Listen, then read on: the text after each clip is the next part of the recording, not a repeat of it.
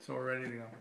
So we've been campaigning now probably for nearly 2 months, and it's getting near election time, and I think we've really honed our message down as to why we feel the Democrats should be reelected or elected into office, and that means Nancy Montgomery, Dave Morandi, and myself. Regarding myself, I have a long record on the town board. People know me. I'm a known quantity. I'm a hard worker.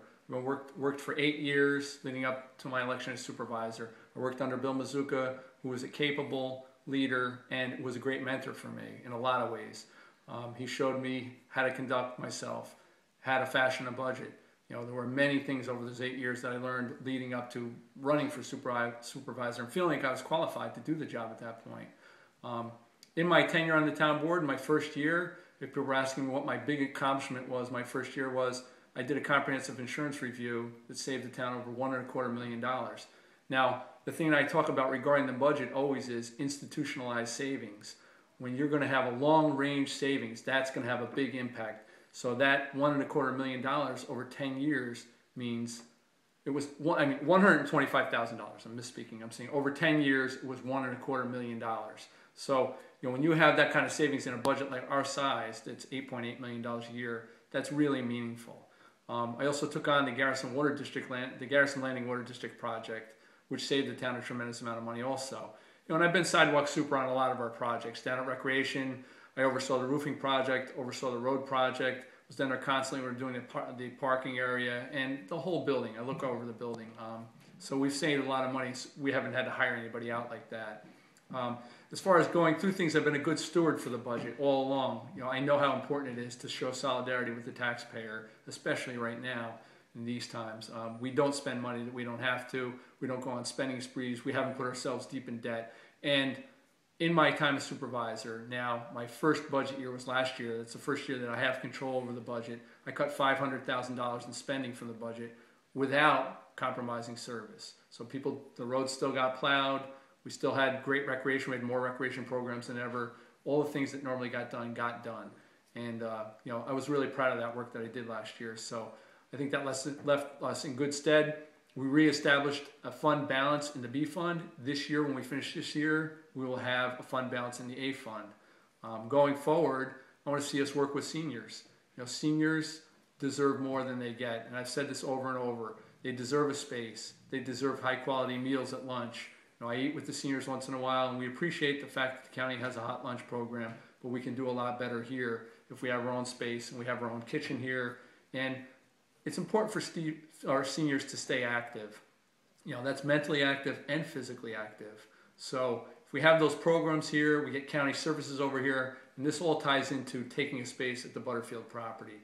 We're working closely with the county. We've committed to 4,000 square feet. We'd like to see the county commit to 6,000 square feet because we feel like we could get county services here, like having a substation for the sheriff that we currently house in Town Hall, which is completely substandard, not convenient for the sheriffs, not conducive to good law enforcement. We think that we could have a great space over there for that. We could consolidate the courts here. We have 3 courts within a half mile of each other, Nelsonville, Cold Spring, and Philipstown. Consolidate the courts over there under one roof. We could have any number of health services over there with the county. We have our senior center. We could have a handicap meeting, ADA compliant meeting space, which would be great. We could get the veterans in there into a new space. They're having problems with the VFW. We'd like to get them into a new space and more convenient. It's also, what could be more convenient than having your senior center directly across from the Chestnut Ridge Senior Living Facility and right behind the Medical Arts Building. So we're behind that project 100%, and we think it'll be a great project. It'll be a great thing for the entire town. Going forward, there are a lot of things we have to deal with. We're always dealing with emergency services. I know that that's been a hot button issue.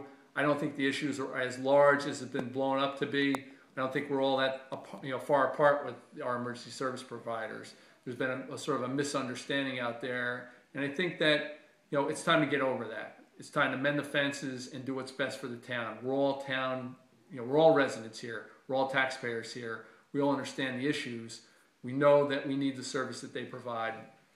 It's a valuable service. They are volunteers, and that's the thing everyone needs to remember, that these are volunteers performing a really valuable service. We do need to fund that, so there are taxpayer issues and there are safety concerns. And what I think at the heart of it from the town board perspective, that's what it comes down to. It comes down to the safety of the members, the safety of the public, and the financial end of it. Once we can meet all those requirements, which we have by and large, then I think everybody's happy. We have a great relationship with the Cold Spring Firehouse, with the town, the district they cover. We think they run a really lean show there, and we appreciate that. We have a great relationship with Continental Village, great relationship with North Highlands. That's a district. That's a completely distinct entity up there. We don't have much control over that, but the public does have control over that. And the fact that they're a district, they can be directly involved in that. Garrison Firehouse, same thing. We have a great relationship with them, always have. We're working through some things regarding finances and purchasing, but we're going to get there as long as we're having an honest dialogue with them. I think we've been good stewards of the environment. Anyone who's watched me knows that getting that zoning pass was probably the best thing I've ever done for the town. It's going to secure our position here, the quality of life that we all enjoy, clean water, clean air, open space, and we're going to leave this place in better shape than we found it. We're going to pass on to the next generation, the jewel that we now enjoy. That's why people come here. There's this super high quality of life that you don't find in other places. We're not going to compromise that. That's what that zoning document does. It maintains and assures that going forward, Philipstown is going to remain this great place, this special place in the Hudson Valley, and that's our intent. So I hope people will support me. I hope you'll come out in November and vote for me. Thank you.